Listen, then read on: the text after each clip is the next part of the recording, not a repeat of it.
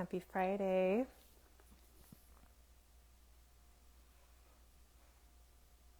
We are back, and today we're going to talk about a subject that's very dear to my heart. We're going to be talking about massage therapy for our clients who are either actively or in the past navigating either womb or infant loss. Here comes Pamela. This says I have to send you a request, Pamela. Okay, let's see.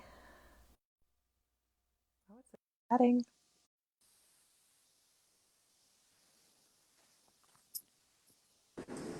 All right, that was the fastest it's ever happened. I didn't even want to consider the other possibilities. No, this is great. Hi, how are you? Hey, I'm good. How are you? I'm good. I'm Good to very see you. tired from the road trip with kids because we did a lot of driving while they were sleeping. Which, Yeah. When did you get back? day before yesterday. Okay. Yeah. Yeah. Cool. Well, actually, technically, no, yesterday morning at like 4 a.m. The Okay. days feel weird right now, but um, yeah. But it was really fun. It was great. I'm happy. I'm tired, but I'm happy. It was a very, very fun trip, and I got to see my dad for his 70th birthday, and yeah, it Oh, was fun. nice. It's great. It's great. Yeah, and Yeah. everything good in your world? Yeah. We are getting ready for a wedding. That's Um, exciting. so yeah, a couple more days of working. I'm ready to be done and just like focus on that. But Is that soon? so I fly out Wednesday morning. Oh my Yeah. And then she goodness. gets married on Saturday. So, That's so yeah. wonderful. So I'm excited. Yeah, that's huge. That's great. Yeah.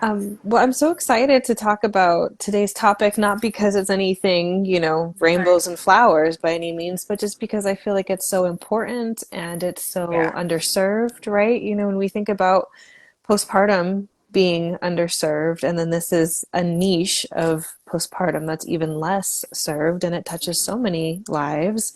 And I feel like we as massage therapists hold a very unique set of skills and ability to help in this healing process. So yeah, I'm excited to dive into that a little bit with you today. Yeah, definitely. Such an important, yeah, so important.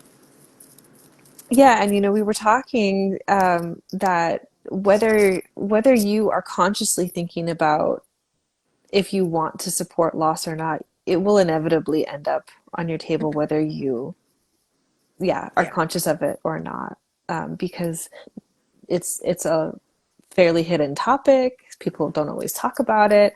You might have Yeah. clients who are having a healthy pregnancy that is their rainbow baby, and they might have had previous loss or losses. So it will touch our lives if we're doing maternity massage work. Yeah. It's inevitable for sure.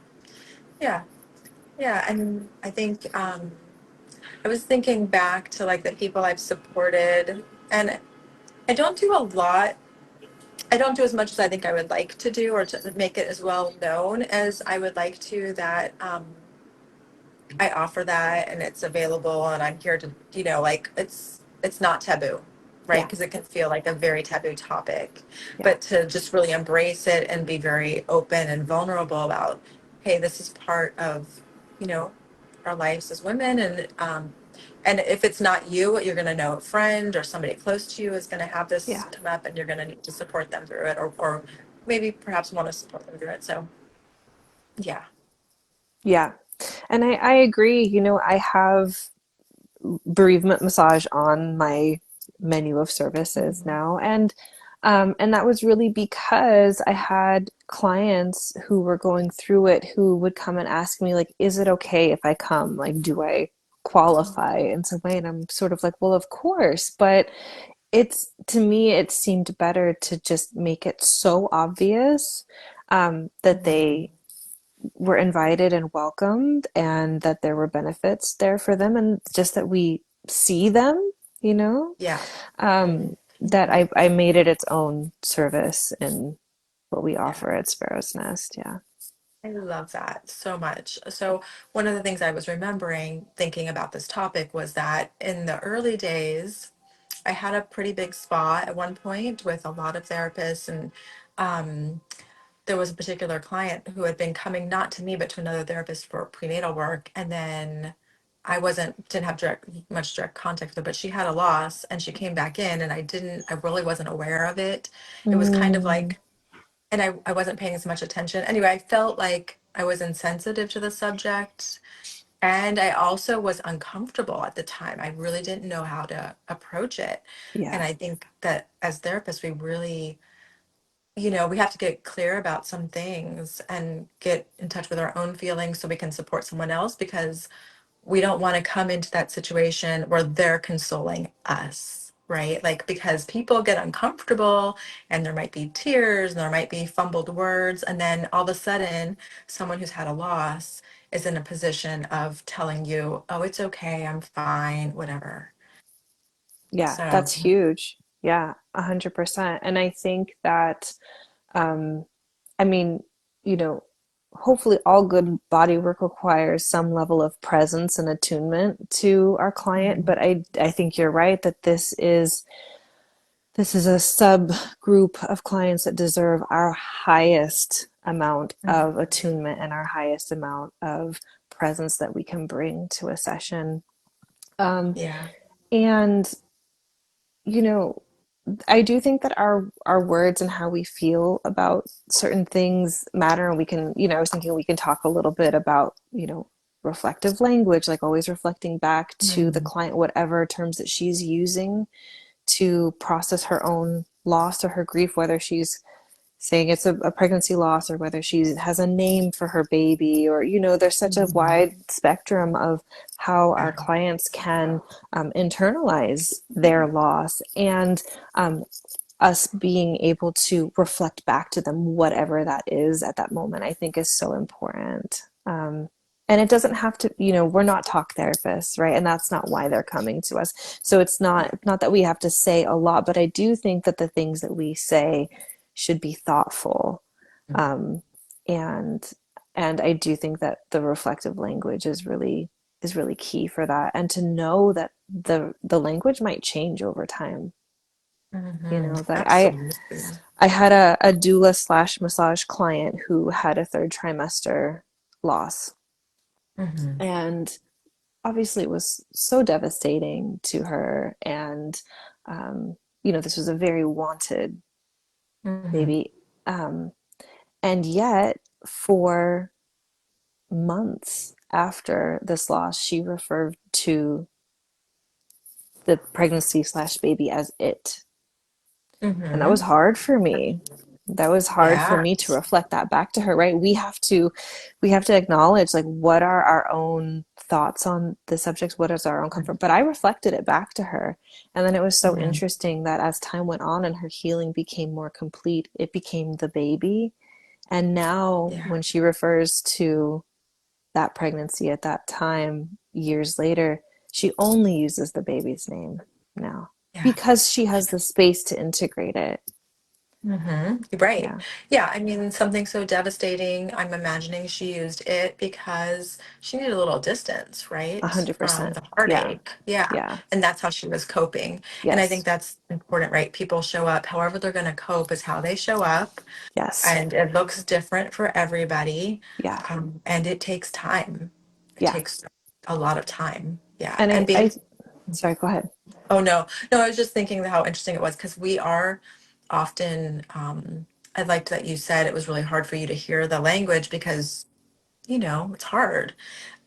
But acknowledging again our own feelings and like, it's not about us, right? No, It's so, that's the hardest part is for me to remember, like, okay, I'm triggered or I want to say something different, but, you know, yeah. it's her experience. It is, yeah, and I think that we are going to be of the highest service when not only are we just giving them the space and to be witnessed, Yeah. right? Because you're right, the entire world, really, like our society, is so uncomfortable with this subject that we Hmm. can rush to, say super insensitive things that we sometimes think are helpful, like, oh, well, you can try again, or, so many things that are likely said in some level of good faith, but are so dismissive and so painful to, that pregnancy or that baby will never be again. And yes, Right. it might be true that another might come, Mhm. but this one is worthy of grief. This one is worthy of acknowledgement. And so, yeah, I think that that is probably going to be the hardest part of us showing up in our work as massage therapists, is being able to really hold that high excellence of, active and compassionate listening, and to potentially just know that there might be a little bit of that, shock factor. Like I was a little bit shocked when that particular client said it for so long. Um, and then it changed, and then Yeah. it was integrated. And so I think I just wanted to share that, so that if therapists know that it's not a reflection of a mother's disconnection with her pregnancy. In fact, it can be the opposite. It can be that she's so connected to it that in order for her to even feel like she can survive this, she has to use language that puts that space, like you said. Yeah. Yeah. I think that's the other thing you'll see sometimes is, I mean, it's devastating, but some women will pick right back up and pretend for a while that everything's fine, Yeah, right? Everything's perfect, yeah, until they can again integrate it and then really process and then have their grief period. Yeah. yeah, yeah, So, yeah, I think maybe if you thought about like what I thought it might be nice for us to talk about the language, like what is appropriate and inappropriate to say, you yeah. know. Yeah, and I try and keep it, like with my team, we keep it pretty simple, Mhm. and I would love to hear what you say too, but there's a couple of things that we will always say in a session, and first of all, we always acknowledge the loss of, like, they're here for that, because we have it as bereavement massage, so we know when somebody has come in. So we just want to say, I'm so sorry for your loss, and I want to thank you for coming in and trusting me to support you in your healing. Super Yeah. simple. Okay, I try not to add a whole bunch of words on top of that. We just let her, like, hold that for a minute. And then the other thing that we say, even though we have a pretty intricate intake form, so lots of times we're coming in with a good amount of information, but I still invite therapists on my team to just say, is there, please feel free to share as little or as much as you would like with me about your loss. And that Mm, spaciousness of, like, as little or as much, it's very freeing, because there are going to be women who have talked this to death in therapy, and they just need the touch on their body to help them literally move the grief out of their tissues, and maybe they don't need to share much, and they don't want to feel like they have to re-explain things. Like, that can feel burdensome to some clients. yeah. Or you have the others who haven't spoken about it enough, and they Yeah. really need to be heard. And so that question gives the client the space to lead in terms of what level of verbal communication um, is going to be helpful for them in their journey. Yeah, yeah, that's beautiful. That's a really lovely open door for them. And it's like you said, it's simple. It doesn't have to be a lot of words. And I love Yeah. it's really great. Yeah. Love it. Yeah. Yeah. Is there anything else that you feel like is helpful to say? No, just always like I'm so sorry for your loss, just to Yeah. acknowledge and just to offer that. Um, and I think everything you said was like so beautiful and simple. I just leave it open. I don't usually do anything more than that. Yeah. So I liked your verbiage. Yeah. Yeah, the Yeah. things that are inappropriate to say though, I think are like you mentioned earlier, like, well, you can try again, or your body just knows when it's not right. Like some of that stuff kind Oh, of like, yeah. I've heard all of that and I've seen faces and it's just can be really uncomfortable and not Yeah. appropriate. And yeah, Yeah. even if it's coming from good intentions, it's Yes. just so 100%. yeah. Yeah. Those are very, very good examples of things that are, or, I mean, hopefully none of us are doing this, but, like, talking about your own loss to Right. relate, or talking about Yeah. someone else's loss to relate to this person. They don't need that. They need the spotlight on them and their Yeah. experience and this pregnancy or this baby, however they see it. Yeah, that's a good point too, because that can happen, right? And that again comes from our own Yeah. uncomfortableness or unresolved, unprocessed feelings, Yeah. but again, it's not about us. It's really about supporting them. So, yeah, Yeah. Yeah. And then I thought we could talk a little bit about like what can actually happen in a session and what needs to change and like some of the goals and all of that. Does that yeah, sound like a good? for sure. Hmm. Okay. So one of the things that I have shifted in my practice because we actively do this, and I think it's also actually helpful for our fertility clients as well, is that I don't have in the rooms where we do bereavement work, we don't have any pregnancy images in Right. this space. Yeah, I Yeah, agree. I don't have in my treatment rooms, in any of the treatment rooms, there's no actual, um, there's no baby images. There's other gentle things, but not yeah, no pregnancy images. Yeah. yeah. We have a lot of like really beautiful nature things in those rooms. And yeah, just because that can be triggering, it can be very sad. So, if somebody's watching this and like maybe, you have one treatment room and you have pregnancy images up on the wall and maybe you do a bereavement massage once, I don't know, every few months and you're not going to maybe rearrange your whole space, you could drape like a little scarf over a painting, something pretty, or you could warn, at the very least, like warn your clients so that she's not getting surprised when she walks into the room. Yeah. And even just saying something as simple as, I'm very much looking forward to supporting you, and I want to be very sensitive, and not have this surprise you. But when you walk into my treatment room, this is what you might see. And so even that can be very caring and very thoughtful, even if you can't necessarily change the whole treatment room before they come. And then I think most importantly, what I want all therapists to really think about is that a bereaved client is a postpartum client, Right. Yep. and, depending on when the loss happened and how long they carried the pregnancy can, relate to how postpartum they might be. But even an early loss is going to be like a mini postpartum, and we can really be working in a lot of the same ways as we would with any postpartum client. Yeah, absolutely. Yeah. Yes, making accommodations on the table for breast tissue, right? Yeah. And full belly, postpartum bellies, and yeah, Yeah. Yeah. What else did I want to say about that?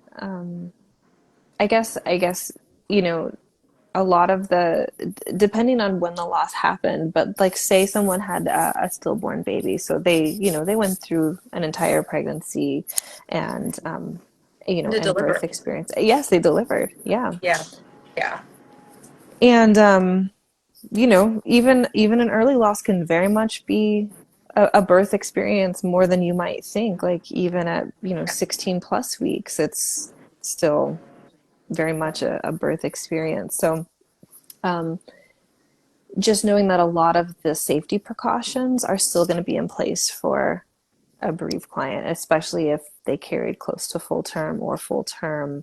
The issues with blood clots. If they carried far into their pregnancy, they're going to be having milk coming in.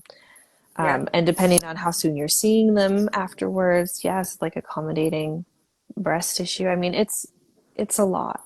It And some postpartum mamas will, or bereaved mamas will donate their breast milk, right? So mhm, they may continue to either pump produce. for a Yeah, while or that's produce true. for a while. Yeah. Yeah, Mhm. yeah. Yeah. So yeah, we ask those things in our intake form, but if you don't have like an intake form specific to that, it can be really helpful to know that just so that you can accommodate breast tissue accordingly. Yeah. And then, in terms of what can be done during a session, a lot of our postpartum sessions are focused on, drawing energy back to the midline after this big opening of birth, And I feel like that intention might be even more important for our bereaved moms because there's such a finality to that opening that they went through, and they really um, they can use some containment. They can use some awareness of their midline because they're, birth cracks us open even when we have a baby in our arms, and I can just imagine they feel so much more cracked open because there's this incomplete biological loop, right? And I feel like that's part of what we can offer, right? Because it can be very hard to just talk your way out of a grief like this because it's so biologically rooted, um, that when your body is preparing and growing a baby and then you don't have that baby in your arms, there's a missing link. Our biology Yeah. wants that baby. Our biology wants to nurse that baby and to hold that baby. And it can take the body a while to realize and accept that that is not what's happening in this situation. And I feel like that's part of why our touch can be so helpful, because we're actually dealing directly with the biology and not going through the mind and the thoughts and the verbiage. Yeah. Yeah, I think that's very, very accurate. Yeah. Yeah, I just saw something that when you're pregnant, you have your baby's blood, right? Like you share some blood with your baby, and then there's like DNA that like lives in your brain. Like there is Yeah. physically this thing that happens where your baby is part of you. Yeah. So yeah, yeah, Yeah. yeah. We do need to move that energy through the body and to reconnect. I think the midline work is so important. Like you said, I'm thinking about the binding, that can happen, or like a closing, even with just a flat sheet to wrap them Yeah. and to, And to rock them. to rock them. Yeah. Yeah. Hmm. Yeah. So we include that in all of our bereavement sessions. So that's just where you have the client laying on top of a flat sheet so that it's available Hmm. to essentially swaddle her. You know, Right. it's not, I think we talked a little bit about this in the postpartum sessions. It's not quite as strong as like a closing of the bones kind of. Right. So I Hmm. don't, I don't quite call it that level of closing, but it is a swaddling. It is it creates containment for the mom. Yeah. You're getting the sheets connected at her midline, so it's making her aware of that midline of gathering her energy, and then you can add in that rocking element that can be so soothing to her nervous system. So there's a lot of elements that go into that technique that I think are so, um, yeah, just beneficial for a Yeah. bereaved mom. Yeah. It's a sweet offering, and it can be very nurturing, very healing. Hmm. Yeah. Yeah. And then, aside from, other goals that we can think about for the bereaved moms can be a lot of the same abdominal work that we would do in postpartum with the same contraindications. Like if she had a Hmm. C-section and the baby just didn't survive, we wouldn't be able to do scar work until 8 to 10 weeks postpartum when that's fully healed. So all of those things are still in play. But I think that I think that the abdominal work can be so helpful because that's going to be a major place where she's holding. Maybe not the only place that she's holding, but that is the place that held life, and to be able to acknowledge that and touch that space with reverence can be very healing, if she's open to that. Yeah. Yeah, absolutely. Yeah, keeping an eye out for DVTs still, or Hmm. eclampsia symptoms, Yeah. you know, postpartum, which is on the rise, right? Like tremendously with all moms, but postpartum moms, but just because it is another specific population, just to keep a mindful eye on that as well. Yeah. Yeah. Yeah. So, Um, especially with the stress factor, like the extra stress factor of a loss. yeah. Yeah, 100%. So yeah, the blood clots, any signs of infection, same thing with Mhm. postpartum, any signs of fever, inflamed anything. We want to, yeah, just be mindful of that or ask about that in the intake. Um, Yeah, is there anything else that's coming to mind in terms of safety? I think just the only other thing would be to, and it might be hard to do this in just one session, but the depression piece could potentially be significantly higher, right, Yeah. for postpartum depression. Yeah. And so just kind of checking in every once in a while. I'm thinking about you, we're here for you. Just kind of little extra encouraging words, or if you know somebody in the family or a friend that you can just check in. Mm-hmm. Yeah, and I think also having Hmm. referral lists, excuse me, for either you know, The mental psycho health piece. the Yeah. mental health, and then potentially also support groups, Yeah. because sometimes that's where a lot of healing can happen, is just to be around um, someone else who really gets it, and Mhm. who's been there, and then you can kind of traverse that Yeah. together. Yeah, Yeah. those are good resources to have on hand for sure. Yeah. Yeah, and other than that, I each bereaved client is also going to come in with her own goals, right? So Mhm. some of my clients, have come in and said in particular, I'm holding pain here ever since my loss that I didn't have before. And Mm. that's where we'll go, and sometimes it's in the pelvis, sometimes it's in her shoulders, sometimes it's in her neck. I can't move my neck since my loss, or, you know. Yeah. Yep. So there's a lot. I was going to say it's nice to have some context for what might come up in a session, but also this is definitely not a one size fits all in terms of what we can, show up in a session as a therapist. We can also have the clients really guide us in terms of what they most need. Yeah, Yeah. that comes from just that nice deep listening, right? Yes. Observing, being mindful of what we're doing, and we're not leading the session. Let her lead the session. Yeah. Yeah, 100%. Yeah, Mhm. because there's going to be clients that have, specific pain points. There's going to be clients that, um, maybe they're actually doing quite well, and they're not having a lot of holding in their Right. body. Um, they might even be in a fairly good place emotionally. And this is just another way to honor themselves, Yeah. and it can be a little bit more of a focus on just relaxation and nervous system support. Hmm.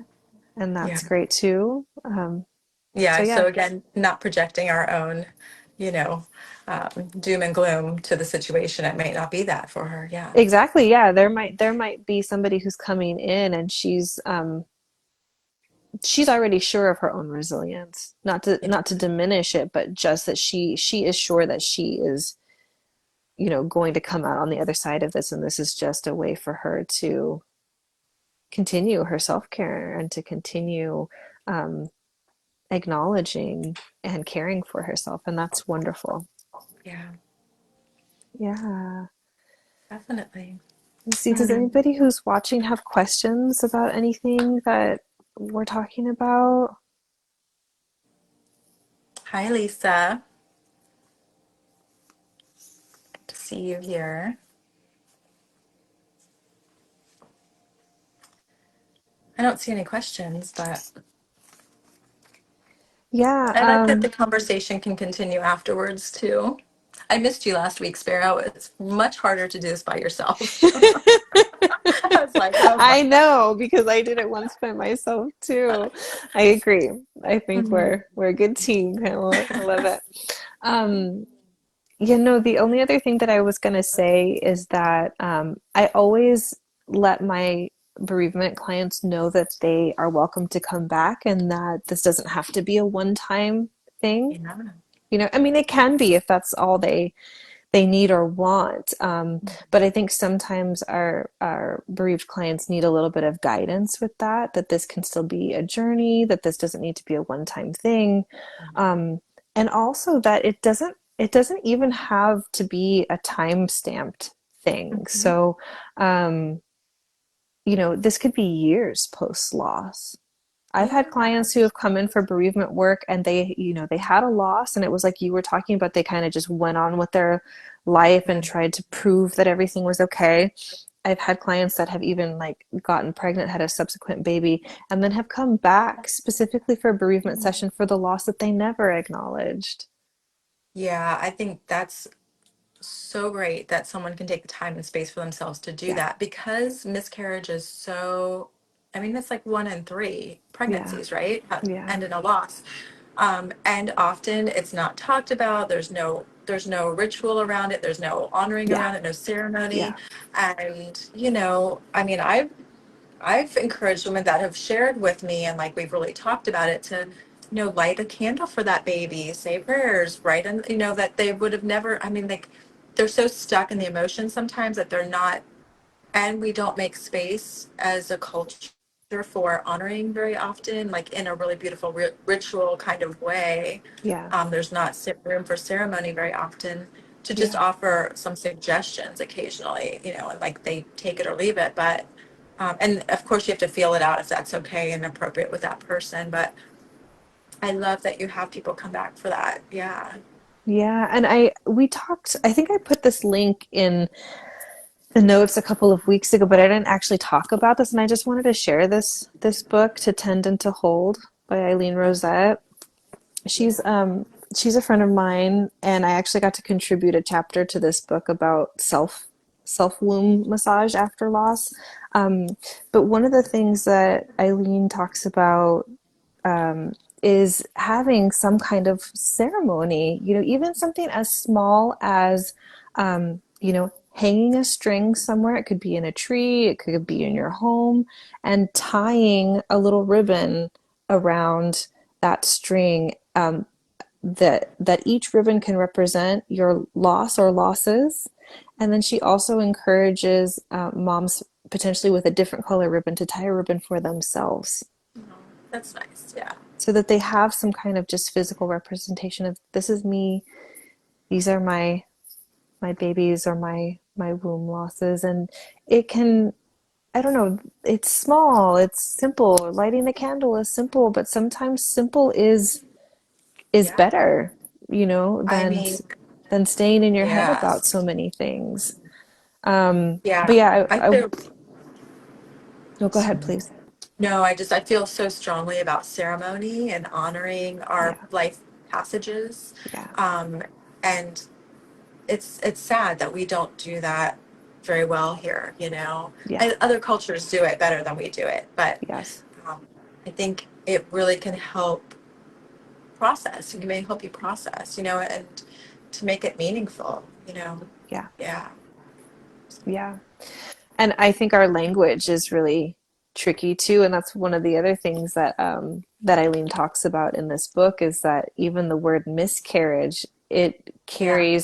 it carries a tone of like you did something wrong, right? Like we Mm. misspoke or we mistreated or we miscarried. It has this sense of weight that the woman who miscarried did something wrong or that her body did something wrong. And so I think also as massage therapists, again, these are simple things, but, you know, relating it to the experience of loss, like, I'm so sorry that you experienced womb loss or that you experienced a miscarriage or all of those things so that you're putting it on the experience rather than the language kind of forcing it back onto um, the woman can be, I think, just small ways that we can alleviate a lot of the pain that can come with this. Yeah. Mhm. So, um, I don't know if there's any other questions or anything else that you want to add to this, but I just wanted to say too that as hard as this work is, in terms of showing up and maybe your own discomfort or you're, wondering, am I gonna do a good job, a good massage for this woman? We almost always do, right? If we're being mindful and can hold the container. And we won't get that secondhand oxytocin hit, right? The same way that we do with our pregnant or postpartum clients. It's unlikely to happen. And yet I have found, I'm sure you might have too, that there is a deep sense of purpose and fulfillment. And a sense of gratitude of being able to hold space for something so profound. Yeah. Yeah, absolutely. Um, yeah, it's a different session, but it's equally as important and fulfilling and rewarding. And yeah, Yeah, sure. yeah. I Yeah. I feel the same. So I think I no, I'm thinking one more thing, and that is that we might need to have space for ourselves after working with loss to yeah. process that, right? And like be able to talk through that with another therapist or a friend or Or somebody in the to collective. in the collect. Yeah, here, this is a great space to do that for sure. Yeah, Yeah, just like going to a birth energetically, it's a lot to hold. yeah, And, you have to kind of release that stuff sometimes or talk through an experience that happened. And so it might be the same. Yeah. yeah, yeah. I'm glad you touched on that as well. Yeah. So I hope that this is helpful. I hope that um, yeah, any therapists who were curious about that or nervous about that, that it gives you some both like emotional tools as well as some ideas of what can actually happen inside of the session, and that you feel more equipped to take this on, because I feel like the world really needs it, and you would be of really good service if you are open to seeing these clients. Yeah, I agree. Yeah. So I think we're at time, right? Am I? Can't see it on my phone at Yeah, the moment. it's 4:38. Oh yeah, we did it. That's what it felt like it. So awesome. Well, we'll be back together next week. And Yes. if anyone has questions about this topic that we didn't cover today, or that you didn't think of while you're live on the call, just feel free to drop questions below the recording, and yeah, Pamela or I will jump in and answer. And I wonder, Sparrow, if you'll drop the name of the book into the comments as well again. And Yeah. then there's another one that I have used in the past, and I'll drop that in there. It's Birth, Breath, and Death. So, yeah, Mm. Oh yeah, I would love to have that as a reference as well. yeah, Of, yeah, because sometimes the clients need the books too, or right. they might want that. So that's great. That's Yeah, I would love to have that resource as well. Thanks, Pamela. Thank you, Sparrow. Have a great weekend. Thank you, you too. Bye, everyone. Bye.